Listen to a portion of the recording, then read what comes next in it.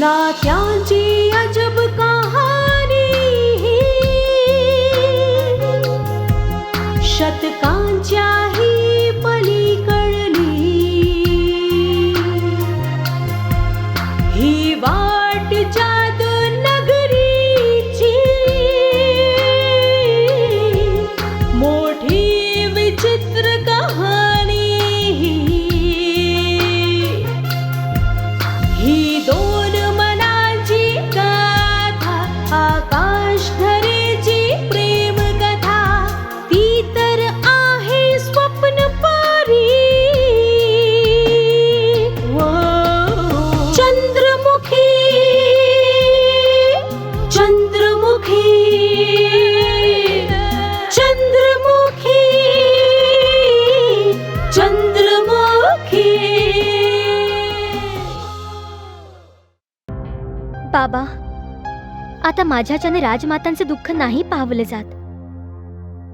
मला शक्य झालं असतं तर राजमातांचे दुःख मी घेतलं असतं. कस्तुरी, माझ्यावर विश्वास ठेवा. आपल्या सैनिकाला दुर्गेश्वरीने नाही तर त्या भयंकर पशुनेच मारलाय. तू आपली दृष्टी आणखीन तीक्ष्ण कर निशाचरी. आमच्या सैनिकाला कोणी हिंस्र पशु नाही मारू शकत. हा तर तोच भयानक दानव आहे जो पशु बनून मनुष्याची निर्दयीपणे हत्या करतो. यानेच मिल्खा सिंगची ही हत्या केली होती. परंतु हा इथे काय करतोय? आता माझ्या लक्षात आलंय, हा तोच युवराज आहे ज्याने काही दिवसांपूर्वी रूपनगरात हाहाकार माजवला होता. परंतु आता हा गुप्त जंगलात का आला आहे? आम्ही आत्ताच आपले सैनिक पाठवून त्याला जिवंत किंवा मृत अवस्थेत आणण्याचे आदेश देतो. सैनिकांनो. नाही दादा, खरं खरं सांग, नाहीतर मी तुला कच्चा खाऊन टाकेन. मी सत्य सांगतेय. मी जवळचंच एक गाव विराटपूरची राहणारी आहे. रूपनगराची सीमा माझ्या गावाच्या समीपच आहे. असत्य सांगतेस तू.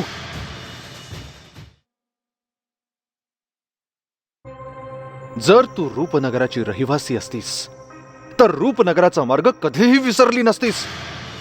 माझ्याशी कपट करतेस? ज्याही मनुष्याने माझ्याशी कपट करण्याचा प्रयत्न केलाय, मी त्याला जिवंत नाही सोडलाय. मी तुला जिवंत नाही सोडणार.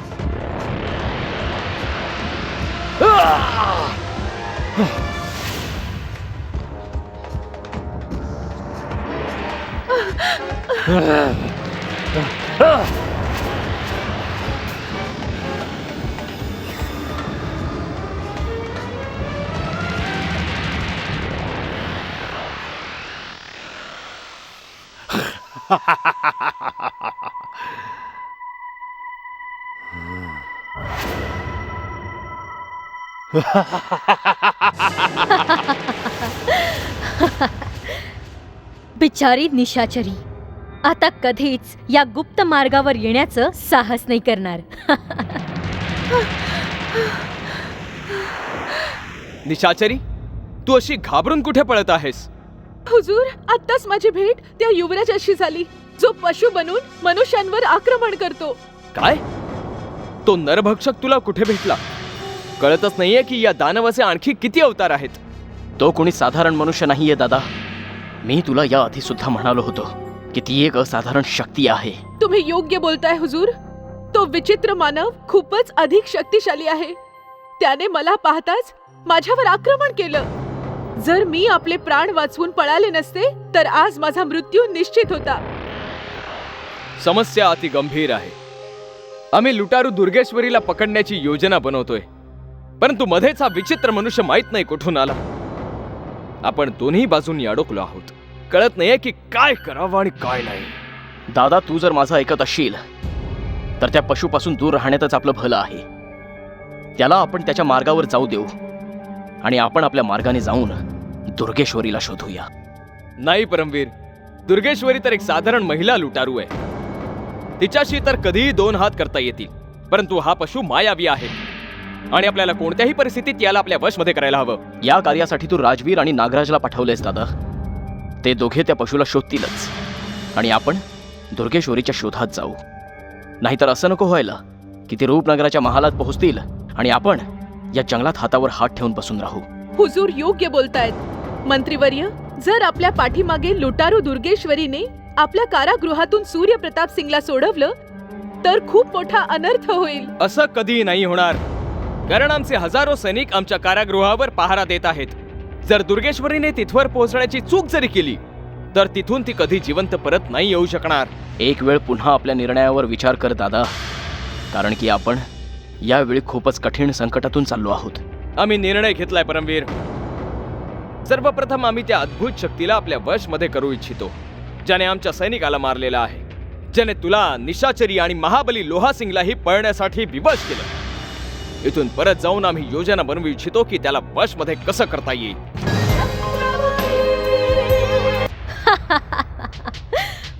मला पकडणे तर दूर, मला बघताच निशाचरी अशी काय घाबरून पळाली की एखाद्या सापाने मुंगुसाला पाहिलं असावं.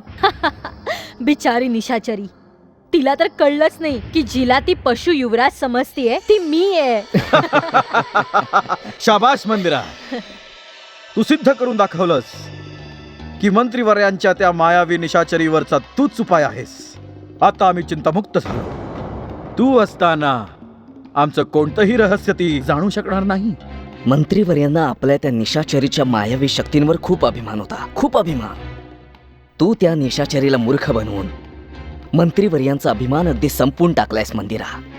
आत्ता पाहूया महामहिम, आत्ता पाहूया की त्या आपल्या निशाचरीकडून आपली मनोवांछित कार्ये कशी पूर्ण करून घेतात ते. तुम्ही चिंता नका करू हुजूर, आणि आता पाहत राहा. जशी ही अनुकूल वेळ येईल मी त्या निशाचरीला या रूपनगरच्या मायावी जंगलातून हाकलवून लावेन. तुझी सफलता पाहिल्यानंतर आमची पूर्ण खात्री पटली आहे की रूपनगराच्या या जंगलात रूपनगरातली कोणतीही मायावी शक्ती तुझी बरोबरी नाही करू शकत. काही काळानंतर या मायावी जंगलात तुझंच राज्य असेल. परंतु भविष्यातही तुला आपले मायावी चमत्कार असेच दाखवत राहावे लागतील मंदिरा, का तर मंत्रीवर्यांच्या मायावी शक्तींवर अंकुश राहावा. तू अशीच कार्य करत राहा आणि जंगलात त्या मनुष्य बनून फिरणाऱ्या पशुचं भय दाखवत राहा.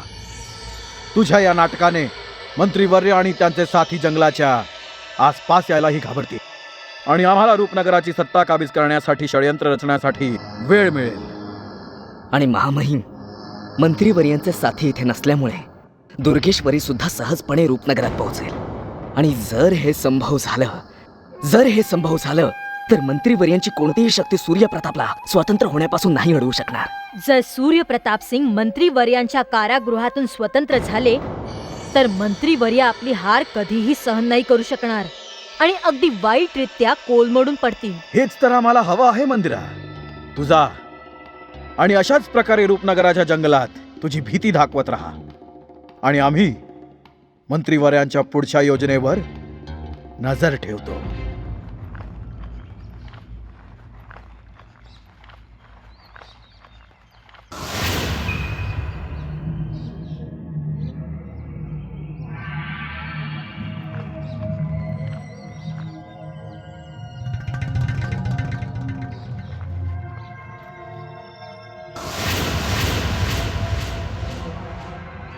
मंत्रीवर्य, मंत्रीवर्य वाचवा मंत्रीवर्य. मंत्रीवर्य आम्हाला वाचवा मंत्रीवर्य, वाचवा मंत्रीवर्य, मंत्रीवर्य वाचवा, मंत्रीवर्य वाचवा, मंत्रीवर्य वाचवा. काय झालं नागराज, तू इतका घाबरलेला का आहेस? मंत्रीवर्य, तो तो तो पशु, त्या पशुने अचानक आम्हा दोघांवरती आक्रमण केलं मंत्रीवर्य. मंत्रीवर्य, त्याला आम्ही मनुष्य समजून पकडायला गेलो, परंतु बघता बघता तो पशुमध्ये परिवर्तित झाला आणि आमच्यावरच हल्ला केला. मंत्रीवर्य, मी आपल्या जीवनात एवढा भयानक आणि एवढा हिंस्त्र पशु कधी नाही पाहिला. माहित नाही कोणत्या लोकातून आलाय तो. मंत्रीवर्य, आमचं कोणतंही अस्त्रशस्त्र त्याच्यावर काम नाही करू शकलं.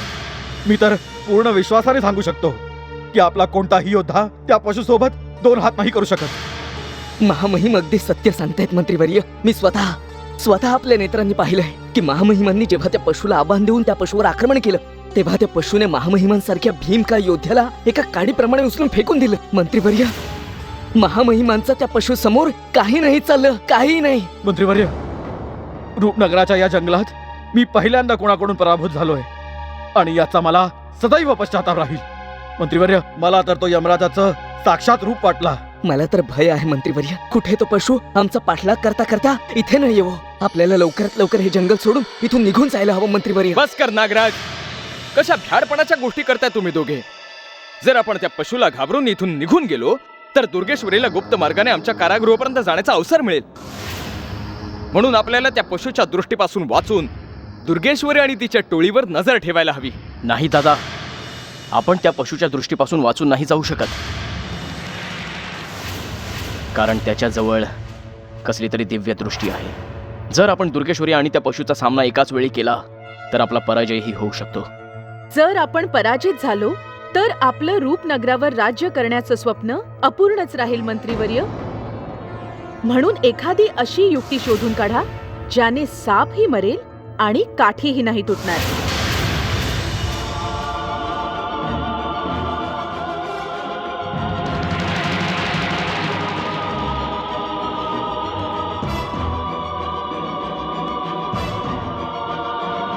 मंत्रीवर्य, तो भयानक पशु मंत्रीवर्य आपल्याकडेच येतोय मंत्रीवर्य.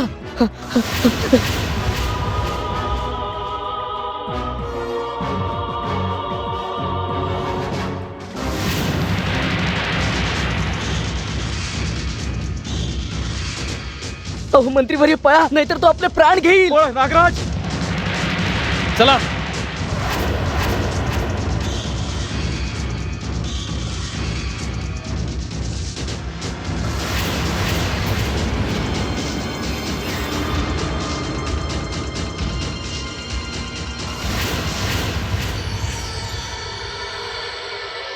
पशुचा उच्छाद जरा जास्तच वाढलाय. आता आपल्याला याचा अंत करायलाच हवा. तुम्ही सत्य बोलताय मंत्रीवर्य. ज्या पशुने तुमच्यासारख्या वीर योद्ध्याला पळण्यासाठी विवश केलं त्याचा अंत होणं अति आवश्यक आहे. आवश्यकतेपेक्षा जास्त नको बोलूस नागराज. दादा पळाला नव्हता, ते तर तुम्ही दोघे इतके घाबरला होतात की आम्हीही विवश होऊन तिथून पळालो. आता तू हे वादविवाद करणं बंद कर आणि आम्हाला जरा शांतपणे विचार करू द्या की आम्ही पशुला वशमध्ये कसं करू शकू. त्या पशुला वशमध्ये करण्यासाठी एक युक्ती आहे मंत्रीवर्य. जर आपण त्याच्यासोबत मैत्रीचं नाटक करून त्याला आपला मित्र बनवला तर आपण त्याला आपल्या जाळ्यात फसवू शकतो. राजवीर योग्य बोलताहेत. शक्तीने त्या पशुला वशमध्ये करणं असंभव दिसतंय. म्हणून त्याच्याशी मैत्री करून त्याला एकाच घावात समाप्त करायला हवं. नाही, त्या पशुला आपल्या वशमध्ये करण्यासाठी मैत्रीच्या रणनीतीने कार्य नाही होणार. लोहासिंग आणि मी मिळून याच रणनीतीचा उपयोग केला होता, परंतु आम्हाला केवळ असफलता प्राप्त झाली. त्या पशुला जसंही लक्षात येतं की त्याच्या विरुद्ध कसली रणनीती रचली जातीये तर तो तात्काळ एका भयानक पशुचं रूप धारण करतो आणि आपल्या समोर उभ्या असलेल्या मनुष्याला यमसदनी पाठवतो. मग आपण काय करायचं? कसं त्याला आपल्या वशमध्ये करायचं? आपल्याकडे वेळ खूप कमी उरलाय. जर आपण असेच हातावर हात ठेवून बसून राहिलो तर तो एक एक करून आपल्या कित्येक सैनिकांना मारून टाकेल. मंत्रीवर्य, त्याने आधीही आपल्याला हानी पोहोचवली आहे आणि अजूनही आपला पाठलाग करतोय. आपल्याला कसंही आणि कोणत्याही परिस्थितीत त्या पशुला वशमध्ये करायला हवा. अन्यथा लुटारू दुर्गेश्वरी आपल्याला चकवा देऊन कधीही रूपनगरात प्रवेश करू शकते. लुटारू दुर्गेश्वरी आम्ही जिवंत असेपर्यंत कधीही रूपनगरात प्रवेश नाही करू शकणार. परंतु यावेळी आम्हाला त्या पशुला आपल्या वशमध्ये करायचं आहे. म्हणून त्याला वशमध्ये करण्यासाठी आम्हाला योजना बनवू द्या आणि आम्हाला एकटं सोडा. आम्हाला आदेश द्या मंत्रीवर्य की आता आम्ही काय करायला हवं. तू नागराज सोबत त्याच ठिकाणी परत जा जिथे आम्ही तुला नियुक्त केलं होतं. आम्ही आमचा तळ इथेच ठोकू. आम्ही पूर्वनिर्धारित रणनीतीनुसारच पुढे जाऊ. राजवीर, आता तू उशीर नको करूस, कारण इथे कोणत्याही क्षणी काही होऊ शकतं. जशी आज्ञा मंत्रीवर्य. चल नागराज.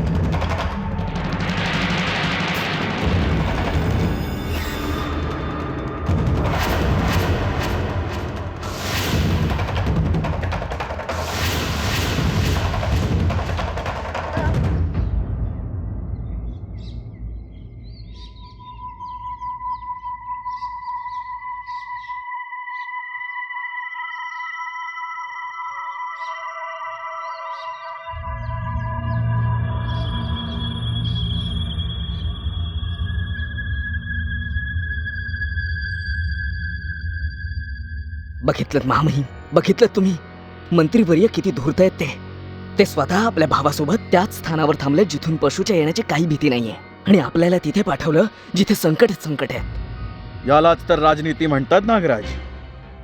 मोठमोठे राजे महाराजे याच कूटनीतीचा वापर करून आपला राज्य कारभार चालवतात. ते स्वतः तर महालात सुरक्षित राहतात आणि आपल्या सेनापती आणि अधिकाऱ्यांना संकटाच्या तोंडी देतात.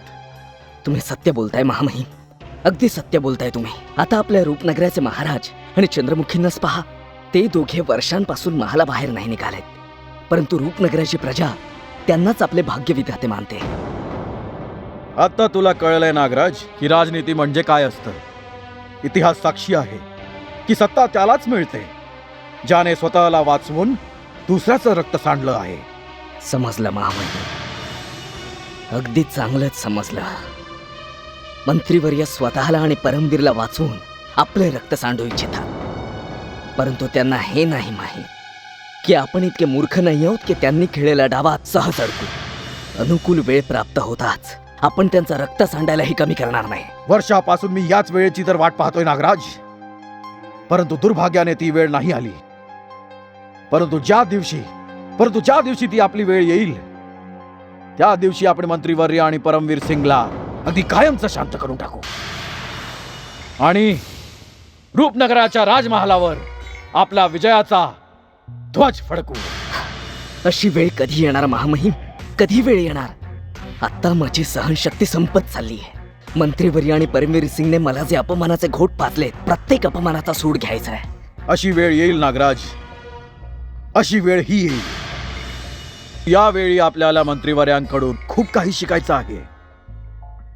ज्यावेळी आपल्याला त्यांच्या गुप्त डावपेचांविषयी कळेल, आपण त्यांच्याच डावपेचांनी त्यांना पराजित करू. घाबरू नकोस नागराज. ज्या मंत्री रणवीर सिंगने आपल्याला संकटात टाकले आहे, आपण त्याचं नाव रूपनगराच्या इतिहासातून पुसून टाकू. राजवीर आणि नागराज अजून राजनीतीत कच्चे आहेत परमवीर. तू त्यांचं बोलणं एवढं गांभीर्याने नको घेत जाऊस आणि त्यांच्या चुकांना क्षमा करून टाक. माहित नाही दादा, तू त्यांच्या चुकांना कशी क्षमा करतोस. माझ्या सांगण्यावर विश्वास ठेव. ते कधीही आपले विश्वासपात्र नाही होऊ शकत.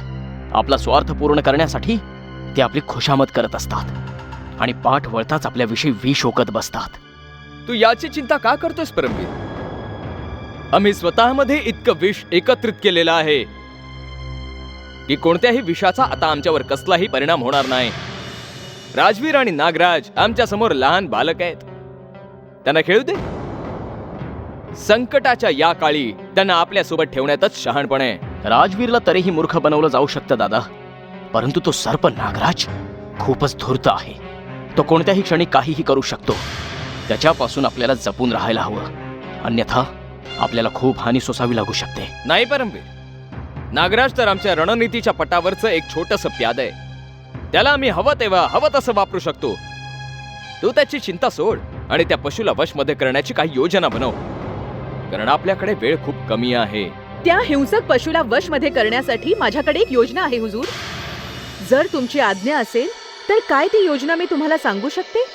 शीघ्र सांग निशाचरी, काय योजना आहे तुझ्याकडे? जर तुझी योजना पसंत पडली तर आम्ही अवश्य त्यावर कार्य करू. योजना अशी आहे की विश्वातील प्रत्येक पशु अग्नीला खूप घाबरतो आणि तो विचित्र मनुष्यही आतून एक भयानक पशूच आहे. म्हणून जर आपण अग्नीलाच शस्त्र बनवून त्याच्यावर आक्रमण करू तर त्याला वशमध्ये करणं खूपच सोपं जाईल असा मला विश्वास आहे हुजूर. तुझी योजना अगदी चपखल आहे निशाचरी. आम्हाला तुझी योजना खूपच आवडली. अग्नीला बघून तो पशु अवश्यच विवश होईल आणि आपली त्याच्या तावडीतून सुटका होईल. तुला काय वाटतं परमवीर? मी तुझ्या बोलण्याशी पूर्णपणे सहमत आहे दादा. मी तर कधी हा विचारही केला नव्हता की निशाचरी इतकी दूरदृष्टी दाखवेल. आता तर मलाही विश्वास वाटू लागलाय की अग्नीच्या सहाय्याने आपण त्या पशुला पराभूत करू शकतो. जर तुम्ही दोघे सहमत आहात तर आपल्याला अधिक उशीर करता कामा नये आणि अग्नीचा वापर करून त्याचा तात्काळ अंत करायला हवा. तू योग्य बोलतेस निशाचरी. मी आणि दादा विचार करून त्या भयंकर पशुला पराभूत करण्यासाठी एक योजना बनवतो. तोपर्यंत तू रूपनगराच्या या भयंकर जंगलातून माहिती काढ की तो पशु कुठे भटकतोय. जशी आज्ञा हुजूर. मी आत्ता त्या पशुची माहिती काढून येते.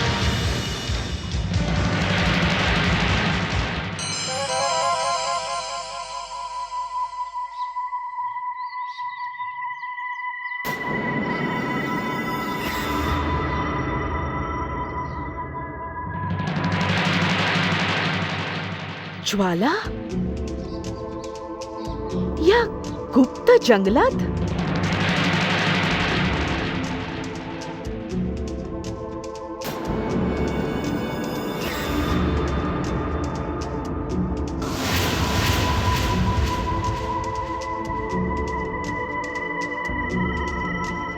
अवश्यच कुठलं तरी षडयंत्र रचायला आलीये.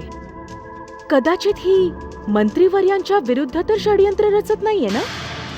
माहिती काढायलाच हवी.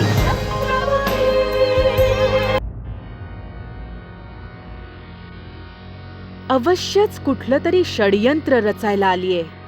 कदाचित ही मंत्रीवर्यांच्या विरुद्ध तर षडयंत्र रचत नाहीये ना. माहिती काढायलाच हवी.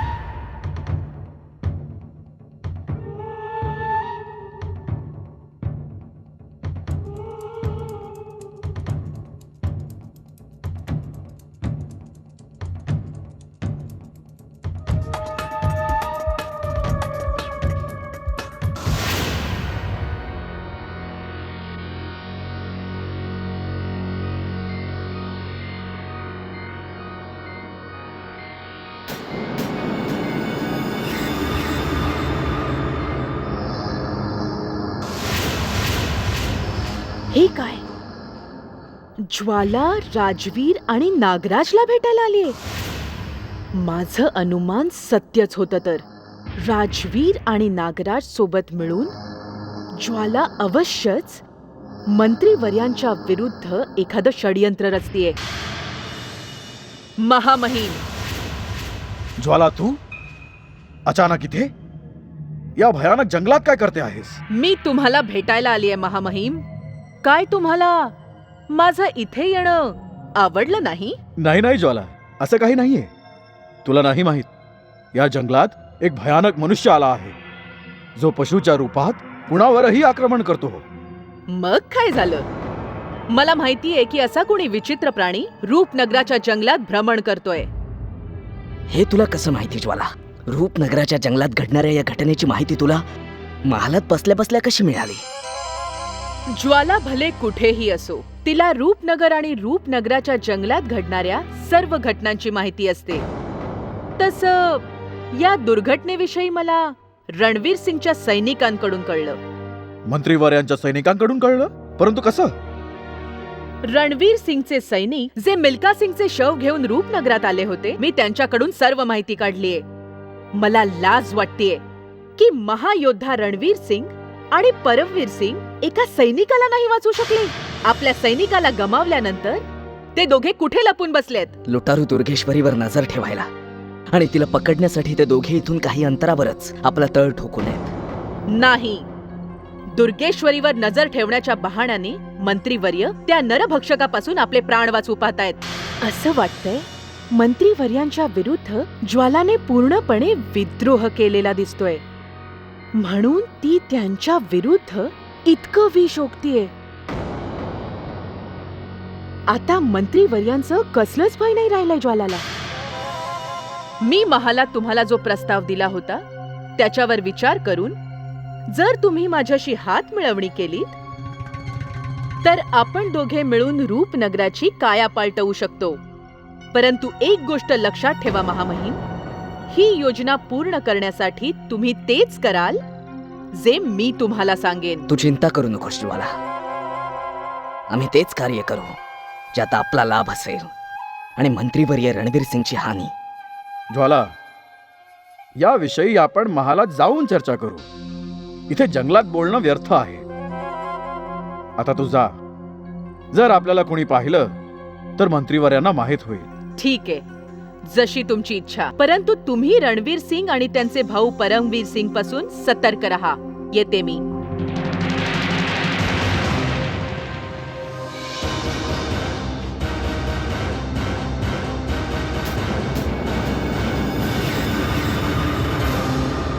योजना अतिउत्तम बनली परमवीर.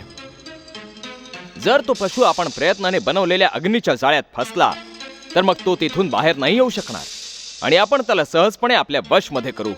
आणि जसाही तो पशु आपल्या वशमध्ये येईल दादा, आपण आपलं सर्व लक्ष लुटारू दुर्गेश्वरीला पकडण्यावर केंद्रित करू शकतो. मंत्रीवर्य, निशाचरी, तू इतक्या लवकर कशी काय परत आलीस?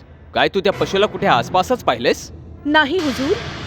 मी जसंही त्या पशुच्या शोधात जंगलात पुढे गेले तेव्हा अचानक मला तिथे ज्वाला दिसली. काय? रूपनगराच्या या भयानक जंगलात ज्वाला का आली आहे? ती राजवीर सिंग आणि नागराजला भेटायला आली होती हुजूर. परंतु ती त्या दोघांना भेटायला का म्हणून आली होती? तिचा इथे येण्याचा उद्देश काय असू शकतो? शीघ्र सांग निशाचरी, अन्यथा क्रोधित होऊन आम्ही तिला समाप्त करून टाकू. आमच्या अनुमतीशिवाय तिने इथे येण्याचं साहस कसं काय केलं? तिच्या इथे येण्याचा उद्देश तर मला माहित नाही, परंतु मी लपून राजवीर सिंग आणि ज्वालाचं बोलणं अवश्य ऐकलंय. ज्वालाने राजवीर सिंग आणि नागराजला एक प्रस्ताव दिला होता, ज्याच्या उत्तरादाखल राजवीर सिंग तिला म्हणाला की तो त्या प्रस्तावाविषयी महालात जाऊन तिच्याशी बोलेल. ज्वालाचे पंख खूपच वाढलेत. आम्हाला शीघ्र तिचे पंख कापावे लागतील. ती अवश्यच राजवीर आणि नागराजला आमच्या विरुद्ध भडकवायला आली असणार. हे सर्व तुझ्यामुळेच झालं आहे दादा.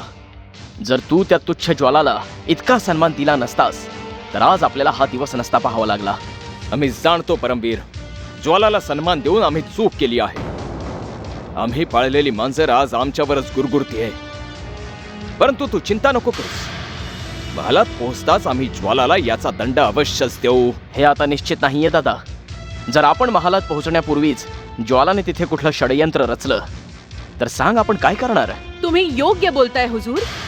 ज्वालाचं वागणं पाहून माझी पूर्ण खात्री पटलीये की ती कधीही आपल्या विरुद्ध एखादं षडयंत्र रचू शकते. आता लुटारू दुर्गेश्वरी आणि त्या पशुबरोबरच आपल्याला ज्वालापासूनही सावध राहायला हवं. तुम्ही दोघे ज्वालाविषयी चिंता करणं सोडून द्या आणि त्या पशुला पकडण्याविषयी विचार करा. ज्वालाला तर आम्ही कधीही धडा शिकवू, परंतु सर्वप्रथम आमचं कर्तव्य त्या पशुला कैद करणं आहे.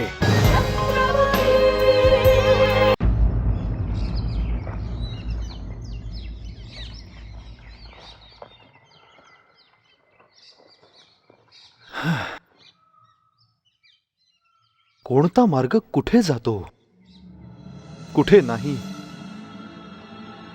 काहीच कळेनासं झालंय मला. माहित नाही मी रूपनगराच्या दिशेने चाललो आहे की रूपनगरच्या विरुद्ध.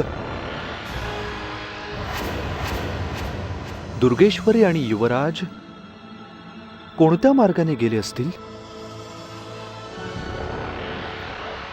कोणाला विचारू? इथे तर कोणीच दिसत नाहीये.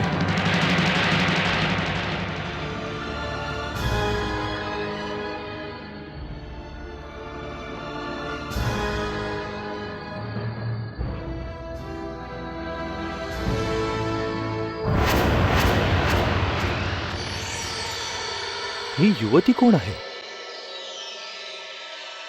आणि ती ह्या गुप्त जंगलात काय करत असेल बरं?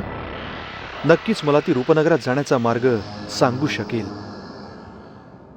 युवती, युवती!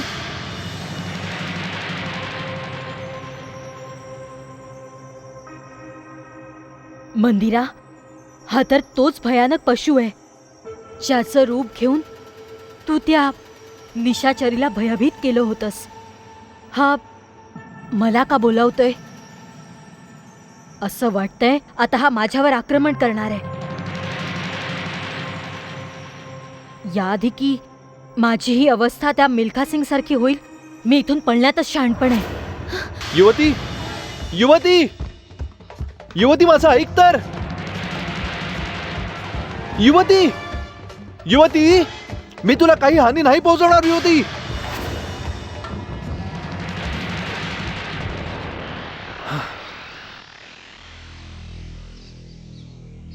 असं वाटतंय अजूनही दुर्भाग्याने माझी पाठ नाही सोडली. परंतु नाही, मी अजिबात हार नाही मानणार आणि आपलं लक्ष्य प्राप्त करूनच स्वस्थ बसेन.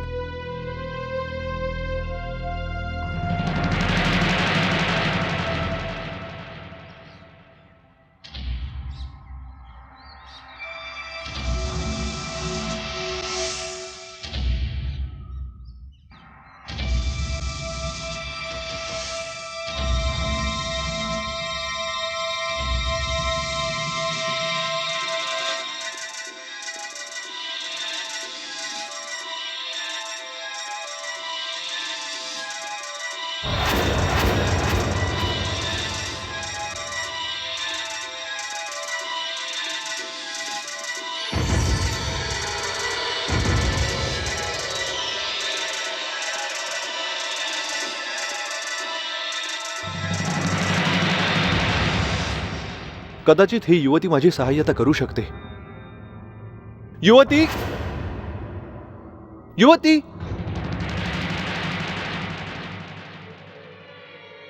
हे काय? हा पशु पुन्हा आला? घाबरू नकोस युवती, मी आपला मार्ग चुकलो आहे. काय तू मला रूपनगराचा योग्य मार्ग सांगू शकशील? रूपनगराचा मार्ग विचारून हा दानव आता काय करू इच्छितो? अवश्य माझ्यावर आक्रमण करण्यासाठी एखादी चाल खेळतोय.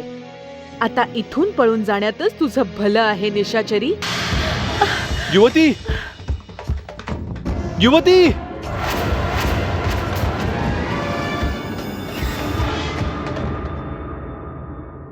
कळत नाहीये हे काय घडतंय. जो कोणी मला पाहतो तो असा घाबरून पळून का जातो? मला पाहून भयभीत होण्यामागे काय रहस्य असेल?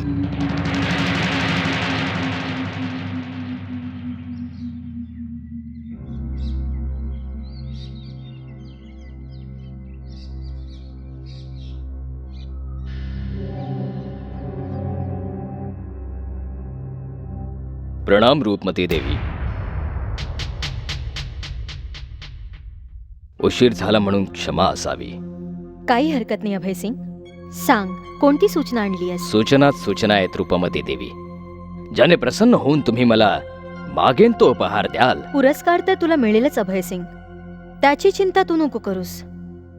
तू मला सूचना दे आणि दरवेळीप्रमाणे यावेळीही मी तुला खूप उपहार देईन. रूपनगरच्या गुप्त जंगलात तांडव मसले. तांडव रूपमती देवी एक मनुष्य आहे जो भयानक पशुमध्ये परिवर्तित होऊन कुणावरही आक्रमण करतो. त्याच्या भयाने हा हाक्कार माजलाय. हे तर मला माहिती आहे. मिल्खा सिंगचं शव जेव्हा रूपनगरात आणलं होतं, ही सूचना मला तेव्हाच मिळाली होती. काही नवीन सूचना असेल तर सांग अभयसिंग. तुला याच सूचनेसाठी माझ्याकडून उपहार हवेत? तुम्हाला तर हे माहितीच आहे रूपमती देवी की भयानक पशुने रूपनगरच्या जंगलात तांडव माजवलंय. परंतु तुम्हाला हे नाही माहीत की रणवीर सिंगच्या सर्व योजनांवर पाणी पडलंय.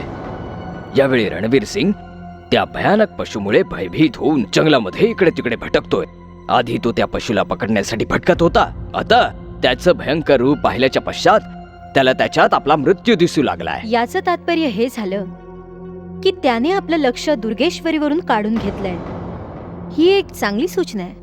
हो रूपमती देवी, यावेळी रणवीर सिंग आणि त्याचे सैनिक आपल्या प्राणांचं रक्षण करण्यासाठी बुद्धिबळाचा वापर करतायत. आता दुर्गेश्वरीचं रूपनगरात जाऊन आपल्या प्रियकराच्या भावाला वाचवणं सोपं होईल. तो पशु जसाही असेल, यावेळी अजाणतेपणीच का होईना तो माझी आणि दुर्गेश्वरीची सहायताच करतोय.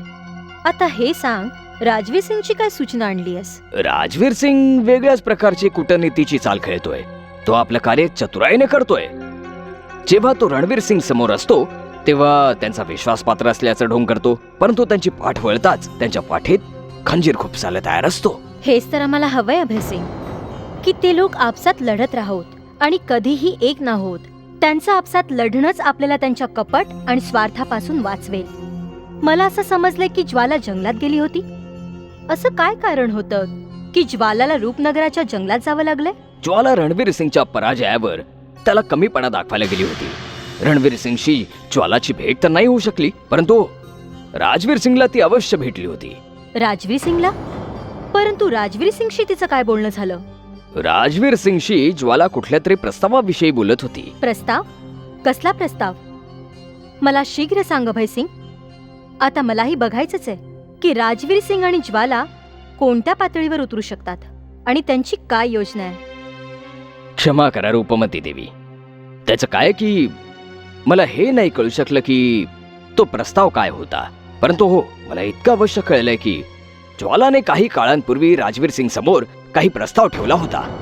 ज्वालाच्या प्रस्तावाविषयी माहिती काढायलाच हवी. शाबास अभय सिंग, तुझ्या या गुप्तहेरीच्या कार्याने मी खूपच प्रसन्न झाले. तुला बहुमोल उपहार मिळतील. आता जाऊन ज्वाला आणि राजवीर सिंगच्या त्या प्रस्तावाविषयी कोणत्याही मूल्यावर माहिती मिळवण्याचा प्रयत्न कर, कारण आपल्या रूपनगराला वाचवण्यासाठी त्या प्रस्तावाविषयी जाणून घेणं खूप गरजेचं आहे.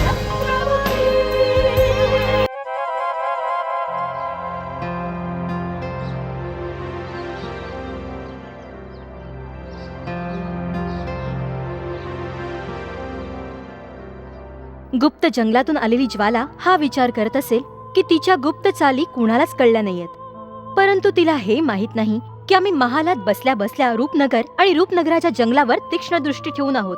आता बघूया की ज्वाला काय करते ते. रूपमती, तू? काय झालं ज्वाला? मला पाहून तू इतकी दचकलीस का? काय तू मला आज पहिल्यांदाच पाहिलंयस? या ठिकाणी तर मी तुला पहिल्यांदाच पाहिलंय रूपमती. रूपनगराच्या महालात राजकुमारी चंद्रमुखीची सेवा सोडून तू या जंगलात काय करतीयस? जर हाच प्रश्न मी तुला विचारला तर तुझं काय उत्तर असेल ज्वाला? असं ऐकलंय की मंत्रीवर्य रणवीर सिंगांची चाकरी सोडून त्यांच्या शत्रूंशी मैत्री करण्याचा प्रयत्न करतेस तू.